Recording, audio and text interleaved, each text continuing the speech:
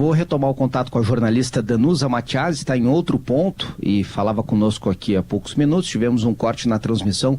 Danusa, você nos trazia a situação neste quarto dia de bombardeios, ouvimos há pouco o secretário de Segurança de Porto Alegre, que está perto de Tel Aviv, cerca de 25 quilômetros, e relatava esse cenário, né, em que a população já está habituada a esse tipo de conflito. Mas, em linhas gerais, qual é a situação no momento? A Jane perguntava há pouco se o conflito se agravou, né, nas últimas horas. Qual é a percepção que você tem daí? Mais uma vez, bom dia. Bom dia novamente, então, Matheus Chu, Jane Guerra, jornalistas amigos aí da Gaúcha, que admiro muito. Falo aqui então ao vivo de Tel Aviv, da região central. Acabei de acordar aqui, dormi umas 5 horas. Estamos aí então entrando nesse quarto dia de conflito. Foi a 4ª madrugada então que a gente passou sob muita tensão, porque Tel Aviv foi de novo, como na primeira noite de ataques, na sexta-feira,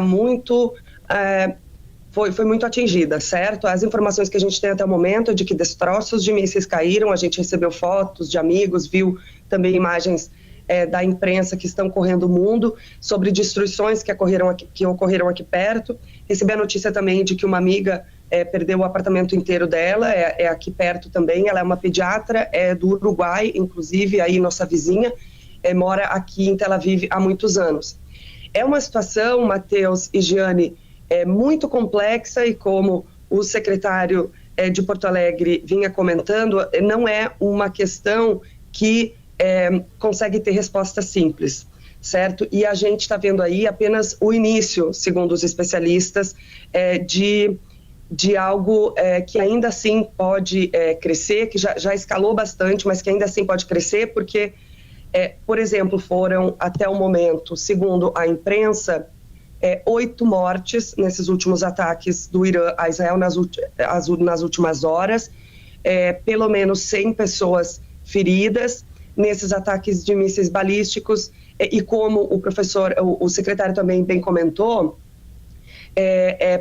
por saturação, certo? Porque o Iron Dome, ele sim é eficiente para interceptar mísseis, mas não numa quantidade enorme de mísseis, como é o armamento, como o potencial armamentista do Irã, que nós sabemos, tem aí cerca de 2.000 mísseis ainda a serem lançados contra Israel.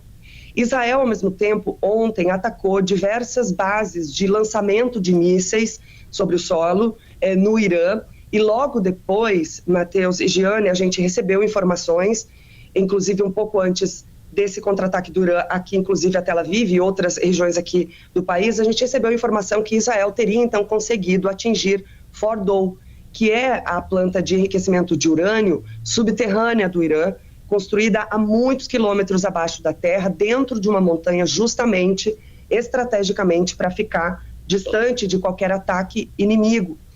Fordow não tinha sido o foco inicial. O governo israelense havia, inclusive, divulgado que Fordow, havia especulações no primeiro dia, no ataque que Netanyahu deflagrou contra o Irã. Havia a informação de que Fordow, que é esse grande alvo, é o objetivo mais duro, digamos, de Israel contra o Irã, estava sendo atingido, mas o próprio governo de Israel negou, porque estava atacando, inclusive, outras instalações. Existem centrífugas espalhadas pelo país, e existia também Natanz, que é também uma planta de enriquecimento de urânio do Irã, mas que era sobre o solo, e era a maior planta sobre o solo, que foi destruída no sábado à noite por Israel. Então a gente vê que Israel orquestra aí um ataque pensado, escalonado, cronometrado, atacando aí diferentes pontos estratégicos a cada dia, e o Irã respondendo com muitos contra-ataques e colocando também algo muito enfático para a imprensa internacional, que é o seguinte: o governo do Irã comunicou ao Catar e Omã, que são os países da Península Arábica que atuam como intermediadores aí do Irã nessa negociação de paz agora com Israel. Catar e Omã, então, divulgaram que o Irã se manifestou dizendo que não vai negociar nenhum cessar-fogo enquanto estiver sob ataque de Israel. Mas o que a gente tem percebido, colegas, é que Israel não pretende parar.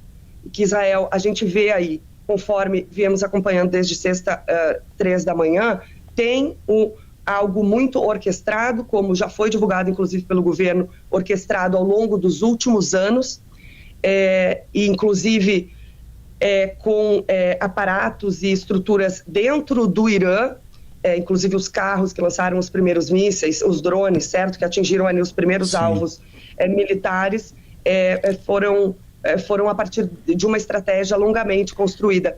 Então, para resumir, segue a tensão por aqui. Pois é, porque pelo que tu estás falando, Danusa, ainda tem fôlego para isso continuar por mais tempo e de forma prolongada, que é a grande preocupação em relação a esse conflito.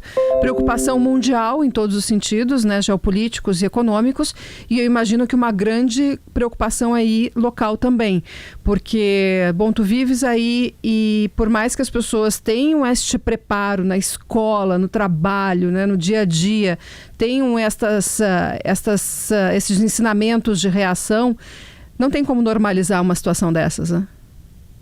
Não tem, Giane, de fato, as pessoas aqui, elas têm essa resiliência, ok? Eu encontrei aqui, inclusive, um engenheiro que construiu esse prédio no mercado no sábado, porque Tel Aviv é muito pequena, certo?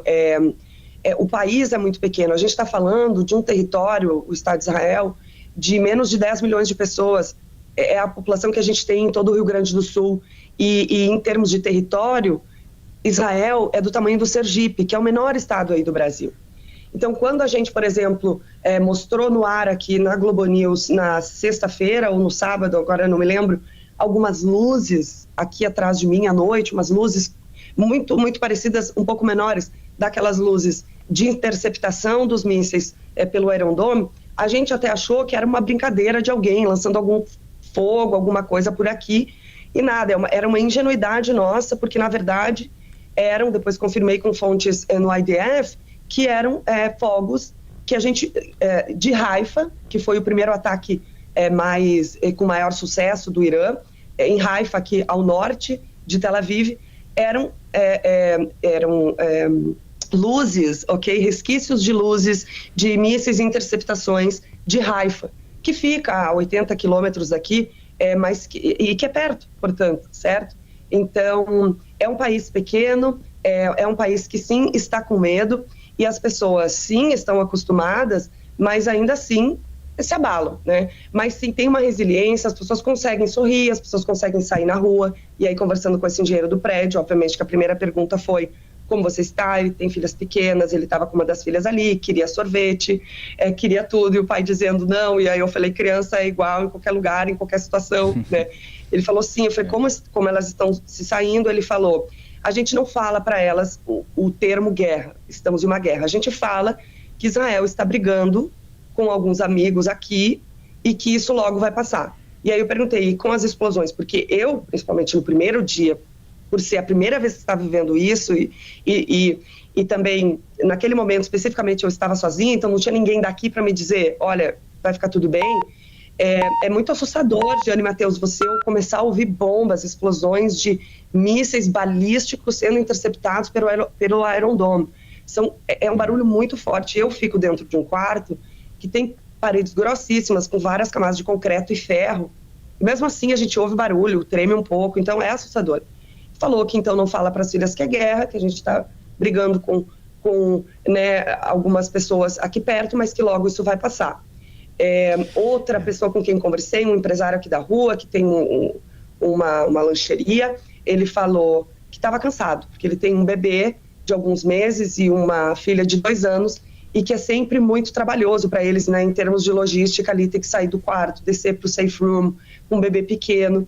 Ele parecia bastante cansado enquanto estava tocando ali o negócio dele, porque a vida, em princípio, não pode parar, né? Israel, assim como no Brasil, certo? A área de serviços, o setor de serviços, é responsável por boa parte do PIB nacional. Então, se para o comércio, se param as lojas, também a gente vai ter uma crise econômica nesse país. Uhum. Perfeito. Jornalista Danusa Matiasi, gaúcha, trabalhando para a Globo News e gentilmente nos atendendo aqui para trazer um relato direto de Tel Aviv. Danusa, obrigado, bom trabalho aí e até a próxima. Obrigada, queridos, um abraço.